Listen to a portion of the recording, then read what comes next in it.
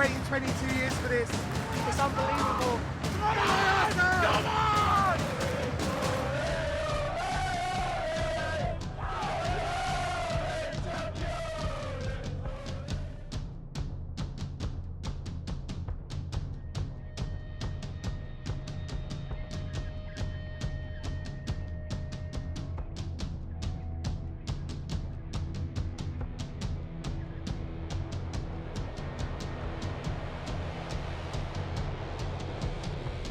Absolutely amazing, and let's just enjoy that, and then we'll concentrate, and then we'll get nervous about Champions League.